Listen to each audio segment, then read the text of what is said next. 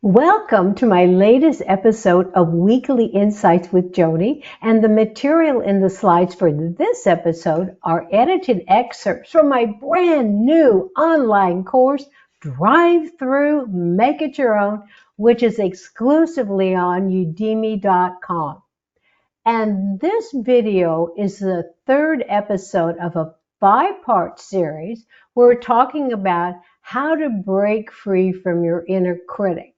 And what we're going to talk about today is acknowledging this inner critic, standing up to what it's saying to you, releasing as much as possible what it's saying to you, and reclaiming your power over your own life. If you're like most people, your inner critic has been the dominant voice of your life for so long, it is easy to misperceive it as your true, authentic voice. It is not. To understand this requires you to look back at the strict rules imposed on you as a child and the trauma that resulted from it. Children are inherently creative and are naturally in tune with the flow of life.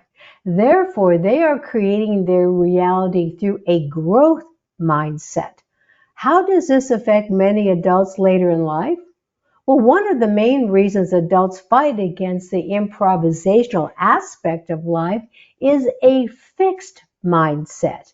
This is the result of being raised and educated through limiting beliefs.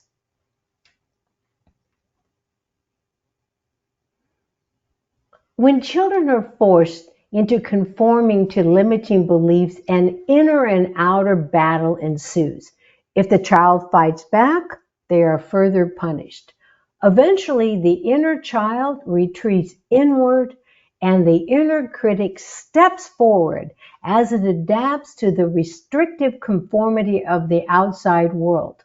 If you're like many people, this is where you lost your natural connection with your inner child and your power to create the life you want on your terms. Your inner critic holds on to your emotional baggage so that you cannot unpack it. And why is that? Because your inner critic wants your emotional baggage because it controls it. And through controlling your emotional baggage, it really controls you. So let's look at how that is.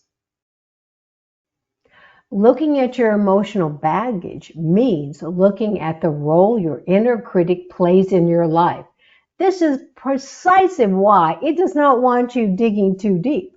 Your inner critic uses the contents of your emotional baggage to maintain control over the direction your life takes. Your inner critic, therefore, has been in the driver's seat for most of your life's experiences, and there's a good chance that it has not been an enjoyable ride. The self-inflicted inner drama that arises with the inner critic always reflects itself in your outer world. It intensifies over time until you slow down and courageously look in your emotional baggage with the intent to finally unpack the contents you have been avoiding. This is where you reclaim your power on a whole new level by silencing your inner critic. It's one thing to say you're going to do this, and it's something else altogether to actually do it. I want to give you a strong image because what I'm saying here, unless you silence your inner critic, you are living in a self-imposed prison of limitations. These limitations are being dictated to you by your inner critic. So let's step back here and look at how we actually break free from the self-imposed prison of limitations that our self-critic has inflicted upon us. When you say you want change for the better, but fight against it, you are literally keeping yourself locked into an inner prison. Despite how much you want a better life, The resistance to change is fueled by the fearful stories and distorted images your inner critic uses to keep you stuck in a stressful life. In fact, it is the degree of stress in your life that is the key indicator you are not in alignment with your true, authentic self. To begin the process of literally sitting down and unpacking your emotional baggage, it is first essential you have a solid foundation for why you resist looking at the contents. As we covered in the previous 2 episodes, that initial step is getting clear on who or what your inner critic is, and next, get specific about the nature of your resistance to releasing the limiting beliefs that make up most of your contents.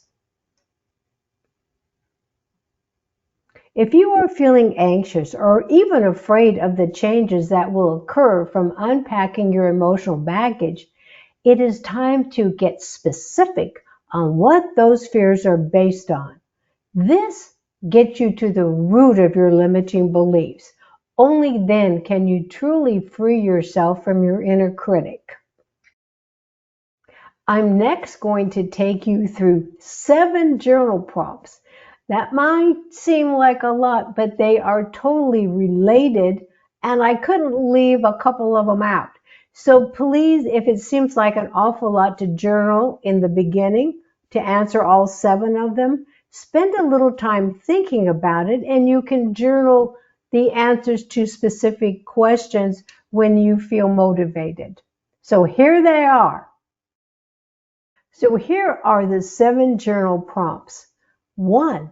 When it comes to making changes in your life, what scenarios or situations arise in your mind that create the most anxiety and fear? 2.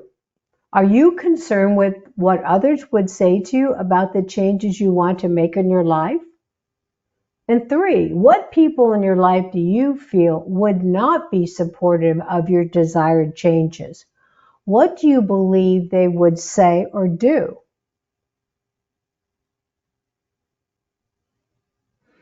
And 4, how willing are you to let go of certain people, places, beliefs, and behaviors that are no longer serving your desires for a better life? 5, what is it about stepping into the unknown world of living your best life that causes you concern? And 6, what specific concerns, fears, or anxiety do you have with creating a life without limits? And finally, 7, what specific areas of your new life do you believe won't happen based on past experiences? Thank you so very much for watching this episode. And for more information, please take a look at my brand new online course, Drive Through, Make It Your Own, exclusively on udemy.com. And until we meet again, remember every morning, look into your mirror, smile at yourself and say, I am my own best friend, for I came into this world to be myself. For that I came. And thank you and all my best.